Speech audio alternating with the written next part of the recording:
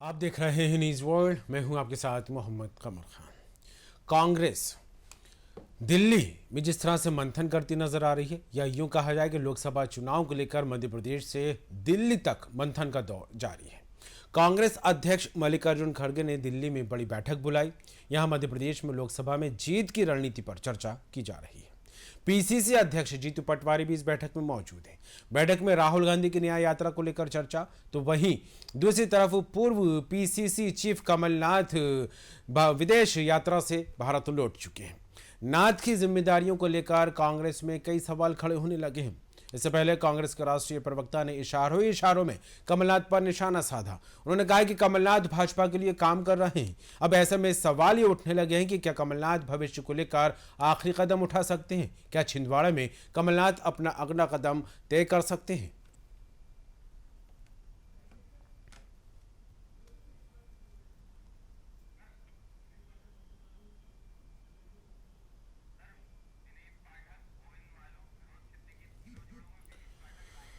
तो आपको बता दें, मंथन का दौर लगातार कांग्रेस में है। लोकसभा चुनाव के मद्देनजर पुख्ता रणनीति पर चर्चा लगातार जारी है और ऐसे में कमलनाथ को लेकर भी कई तरह के सवाल, कई तरह की चर्चाएं सियासी गलियारों में होती सुनाई देने लगी हैं। गोविंद जी, स्वागत है न्यूज़ वर्ल्ड में आपका। और साथ में कांग्रेस के प्रवक्ता रहेंगे फिरोज सिद्दीकी जी। फिरोज जी, स्वागत है न्यूज़ वर्ल्ड में आपका। जी शुक्रिया। जी फिरोज जी, शुरुआत आप ही से। जिस तरह से कांग्रेस को लेकर कहा जा रहा है कि मध्य प्रदेश में जो प्रचंड बहुमत के साथ बीजेपी ने जीत की, तो कांग्रेस में कहीं ना कहीं अब तब्दीलियां मध्य प्रदेश में शुरू होती नजर आने लगी हैं। संगठन में तब्दीली की बात की जाए या फिर जिम्मेदारी में परिवर्तन को लेकर बात कर ली जाए, तो ऐसे में अब लोकसभा चुनाव एक बड़ा जो है टारगेट है और इसी लोकसभा चुनाव को फतेह करने को लेकर कांग्रेस लगातार रणनीति पर मंथन कर रही है। और ऐसे में आज दिल्ली में भी बैठक है। फिरोज जी, क्या कहेंगे? देखिए, लगातार पार्टी का हौसला बुलंद है जी। और जैसा कि हमने विधानसभा का चुनाव लड़ा, वो भी बहुत अच्छा चुनाव लड़ा और सभी एग्जिट पोल्स पे जितने प्री पोल सर्वे थे वो सब कांग्रेस की जीत बता रहे थे और ये जनता में भी साफ दिख रहा था स्पष्ट कि कांग्रेस जीत रही है।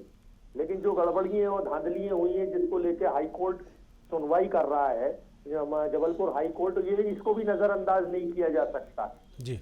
लेकिन अभी भी कांग्रेस का 40-41% वोट अपना जमीन पर है और दमदारी के साथ टिका हुआ है।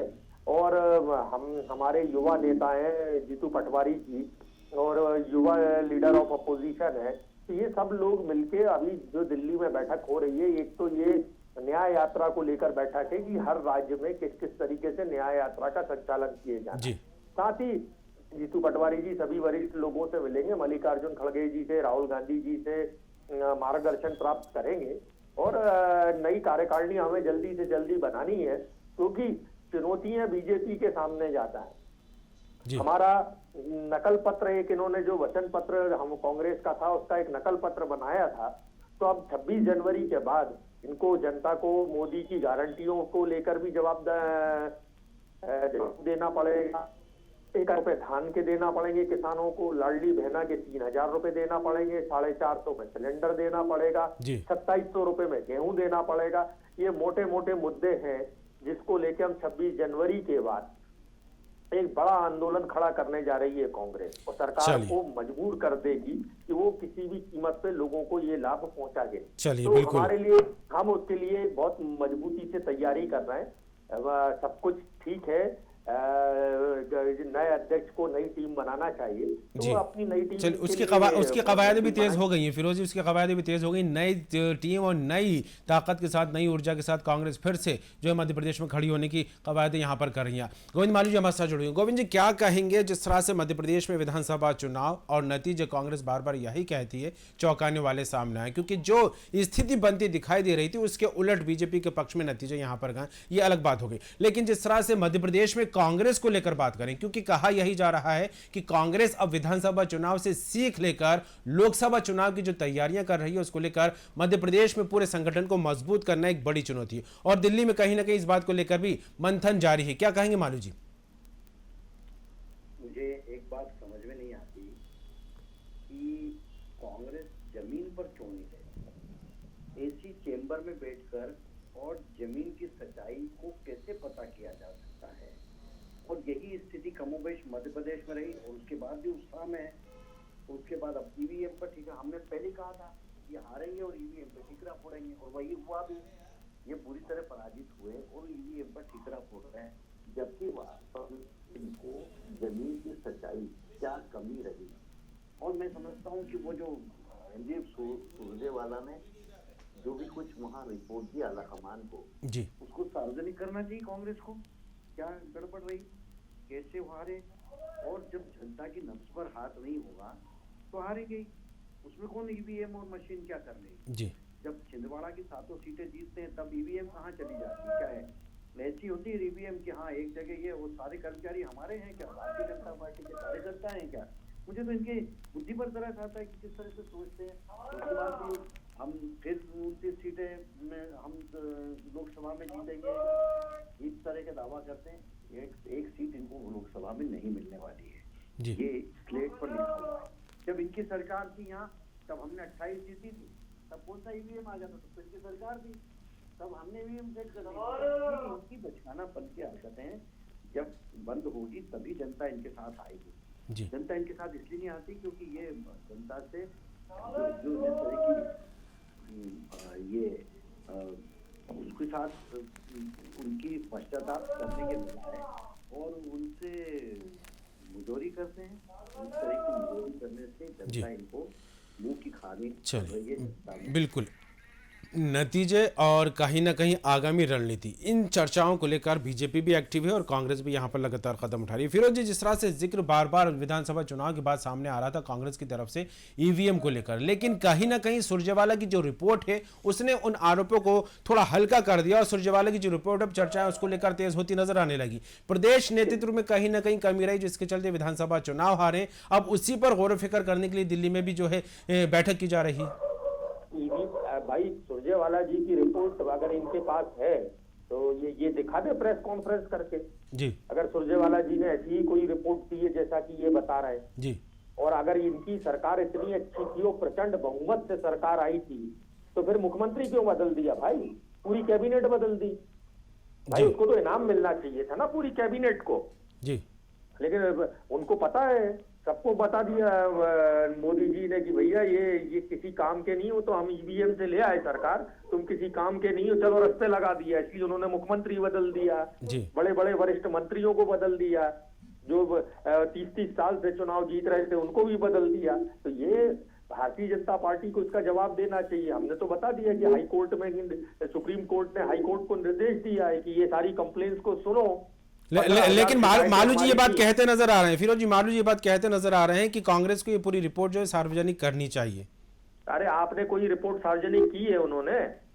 ये बताओ मुख्यमंत्री का चयन कैसे हो गया, ये पर्ची किसने लिखी थी, कौन लेके आया था जी दिल्ली से, आप करो सार्वजनिक जी। सवाल ये भी है फिरोज जी, सवाल ये भी है कि रिपोर्ट के आधार पर ही पीसीसी चीफ बदला गया है।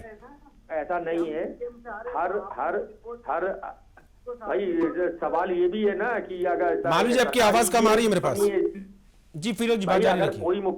अगर कोई मुख्यमंत्री 2/3 बहुमत से सरकार को रिपीट करते तो उसको तो इनाम मिलना चाहिए। तो मुख्यमंत्री को निकाल के बाहर कर दिया उन्होंने और कोई दूसरी जिम्मेदारी भी नहीं दी उनको। देखिए हमारे यहाँ कोई फ्रेंचाइजी सिस्टम नहीं है, नहीं आप क्या पर्ची सिस्टम है हमको पता है, संघ से आती है पर्ची।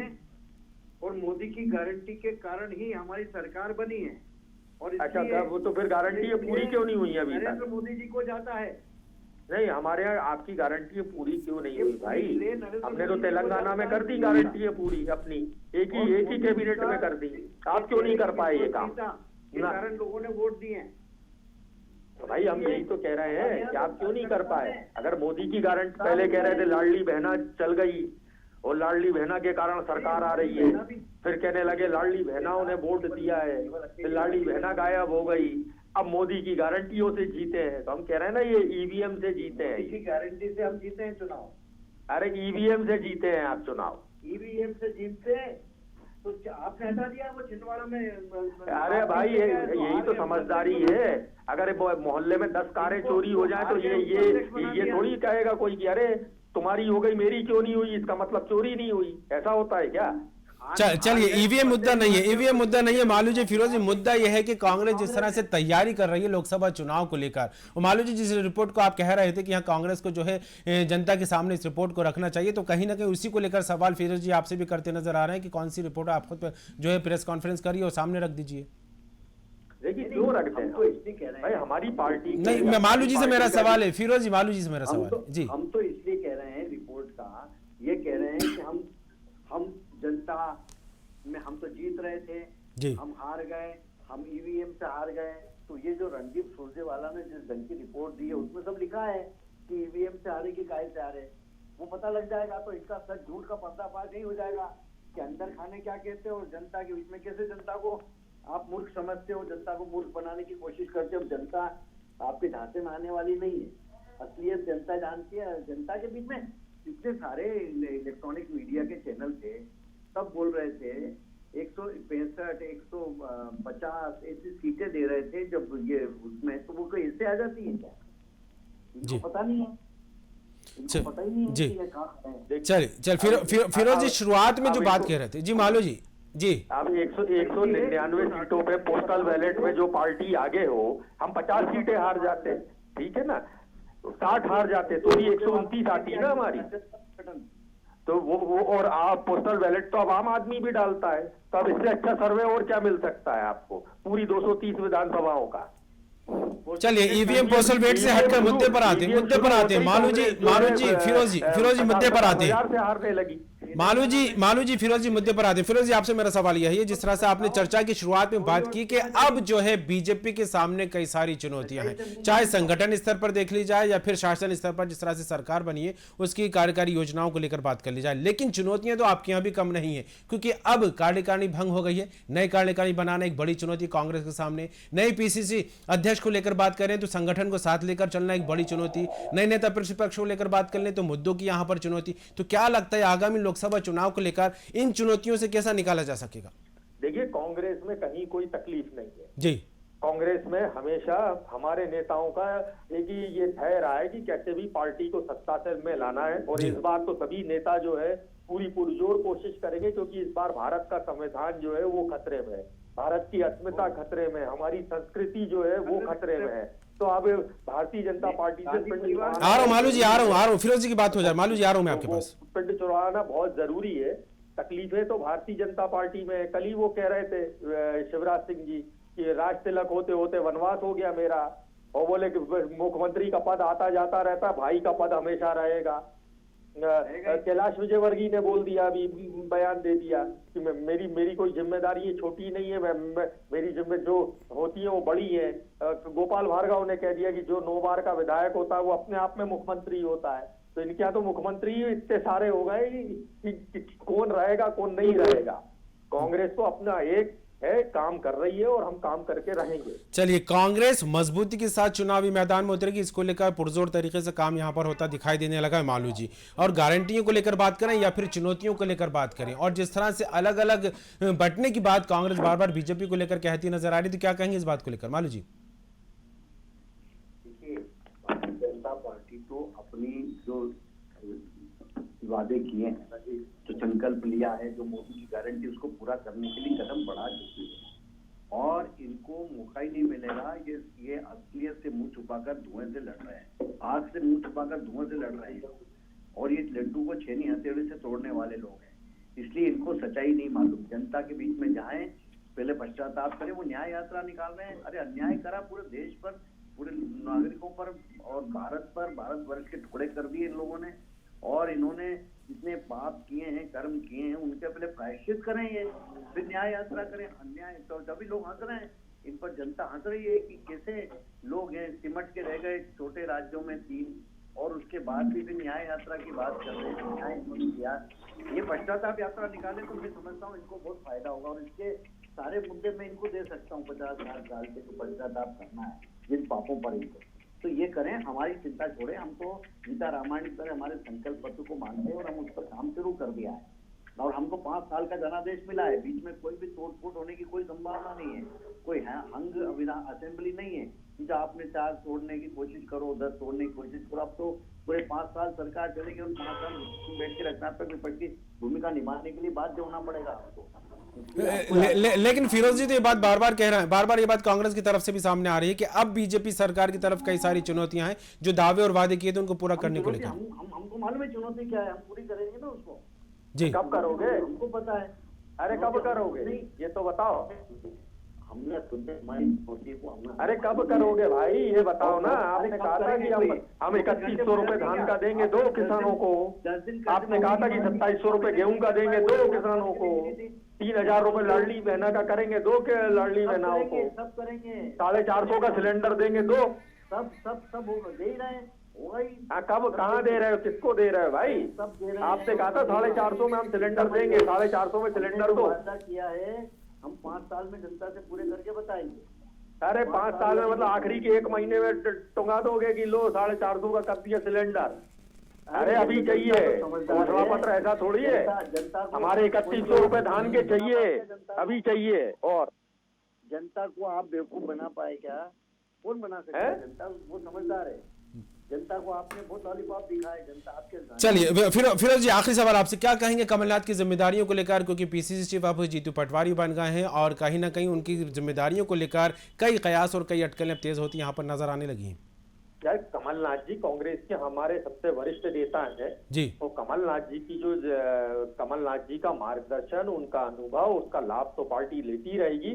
वे स्वयं भी सक्रियता के साथ पार्टी को मजबूत करने के लिए काम करेंगे और भारतीय जनता पार्टी को हटाने के लिए काम करते रहेंगे। जी चलिए, आज भी वर्तमान में वो विधायक हैं और सड़क से लेकर सदन तक वो जनता की लड़ाई लड़ेगी। चलिए, सदन से सदन, सड़क से सदन तक जनता की लड़ाई कांग्रेस यहाँ पर लड़ेगी। मालू जी, अंतिम प्रतिक्रिया आपसे, क्या कहेंगे? पहले भारत जोड़ो यात्रा, अब न्याय यात्रा, और कहीं ना कहीं मध्य प्रदेश की 29 लोकसभा सीटों को लेकर काफी मंथन कांग्रेस में।